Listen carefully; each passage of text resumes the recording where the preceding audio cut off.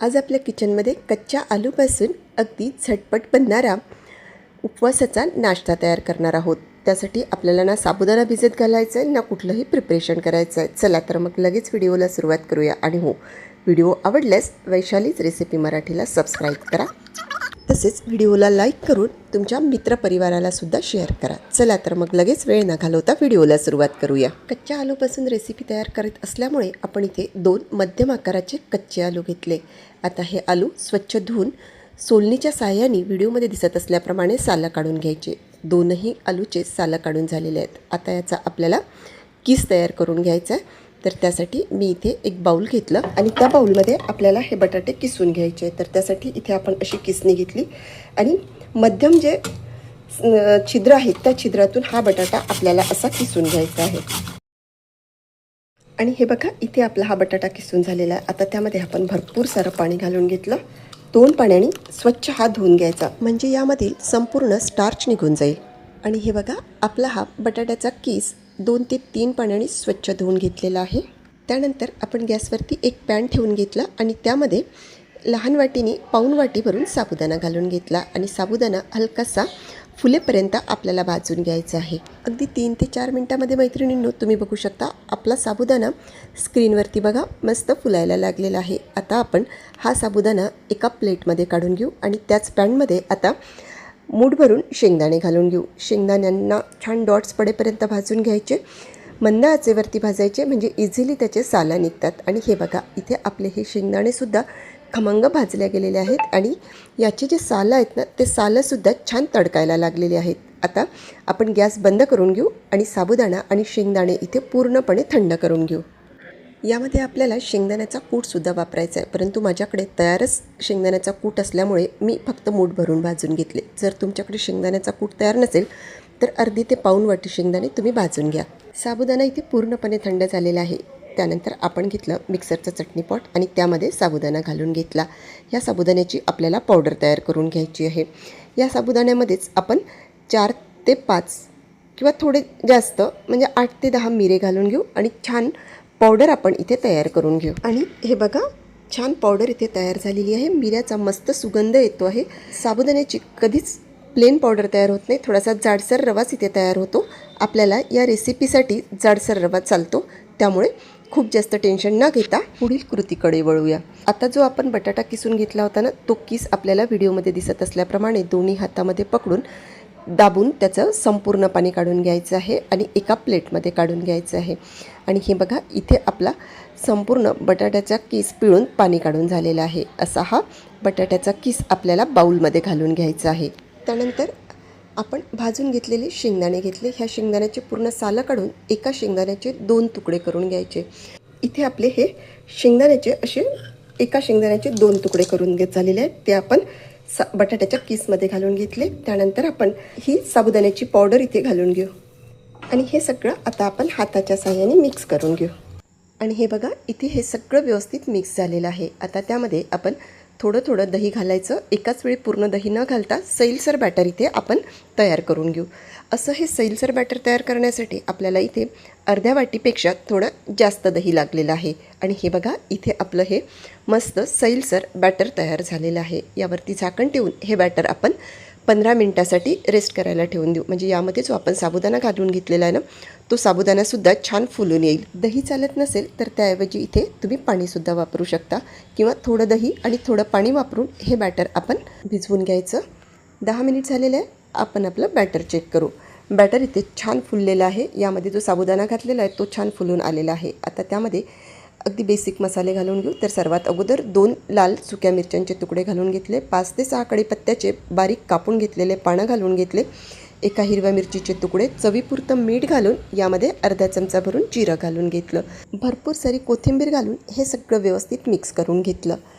हलकंसं वाटलं तर तुम्ही इथे पाण्याचा हबका मारू शकता आणि बघू शकता तुम्ही हे थोडंसं कोरडं झालेलं आहे। त्यामुळे आता मी थोडंसं पाणी म्हणजे 2 चमचे भरून पाणी घेते आणि व्यवस्थित याचं सैलसर बॅटर तयार करून घेते। सर्वात शेवटी आपण इथे पोहे खायच्या चमच्याने 3 चमचे भरून जाडसर भाजलेल्या शेंगदाण्याचा कूट घालून घ्यायचा। हा कूटसुद्धा यामध्ये व्यवस्थित एकजीव करून घ्यायचा। आणि हे बघा, इथे आपला हा शेंगदाण्याचा कूट छान मिक्स करून झालेला आहे। आणि तुम्ही या बॅटरची कन्सिस्टन्सी बघा, इझिली याचा गोळा इथे तयार होत आहे. आता यामधून एक मोठा लिंबाएवढा गोळा काढून घ्यायचा. हाताला असा गोल शेप देऊन दोन्ही हातावरती गोल फिरवून त्याला आपण मेदूवड्याचा आकार देऊन द्यायचा. आणि इथे आपला हा उपवासाचा मेदूवडा तयार झालेला आहे. हलकासा फाटतो, परंतु तुम्ही जेव्हा त्याला हातावरती शेप देता ना तर तो छान बनतो. बघा, अतिशय मस्त असा हा मेदूवडा इथे तयार झालेला आहे. असा हा तयार मेदूवडा आता आपण एका प्लेटमध्ये ठेवून घेऊ. अशाच पद्धतीने आता इथे आपण सर्व मेदूवडे तयार करून घेऊ. परत मी तुम्हाला दुसरा आणखी एक बनवून दाखवते. मोठ्या लिंबाएवढा गोळा काढून घेतला, हलकासा गोल शेप देऊन दिला आणि त्यानंतर त्याला बोटाच्या साहाय्याने मधोमध असं मेदूवड्याचा शेप देऊन द्यायचा. आता याच सारणापासून आपण नगेटसुद्धा बनवू शकतो. त्यामुळं 5 ते 6 मी इथे मेदूवडे बनवून घेते आणि त्यानंतर आपण यापासून नगेट बनवून घेणार आहोत. हे तयार मेदूवडे तुम्ही डीप फ्रायसुद्धा करू शकता, परंतु आज मी हे शॅलो फ्राय करणार आहे. त्यामुळे एक पॅन ठेवून घेतलं, त्यामध्ये मोठ्या चमच्याने 1.5 चमचावरून तेल घालून घेतलं आणि एक एक करत हे वडे यामध्ये आपण ठेवून घेऊ.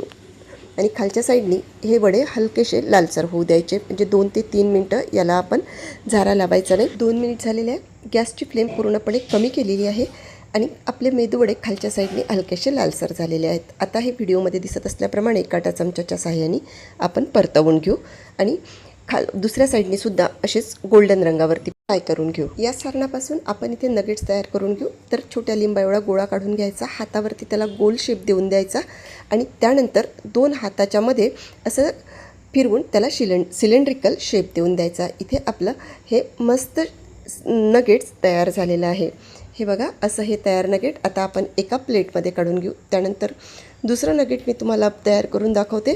छोट्या लिंबाएवढा परत गोळा काढून घ्यायचा, हातावरती पहिले गोल करून घ्यायचा आणि त्यानंतर 2 हाताच्या मध्ये व्हिडिओमध्ये दिसत असल्याप्रमाणे फिरवून त्याला सिलेंड्रिकल शेप देऊन द्यायचा. इथे आपलं हे तिसरं नगेट्ससुद्धा तयार झालेलं आहे. आता राहिलेल्या सारणाचे संपूर्ण नगेट्स मी इथे तयार करून घेते आणि हे बघा, राहिलेल्या सारणापासून इथे 6 नगेट्स तयार झालेले आहेत. वडे दोनही साईडनी मस्त सोनेरी रंगावरती फ्राय झालेले आहेत. आता हे वडे व्हिडिओमध्ये दिसत असल्याप्रमाणे साईडनी लावून घ्यायचे आणि तयार करून घेतलेले नगेट्स असे पॅनमध्ये ठेवून घ्यायचे. 2 मिनटं हे नगेट्स असेच राहू द्यायचे.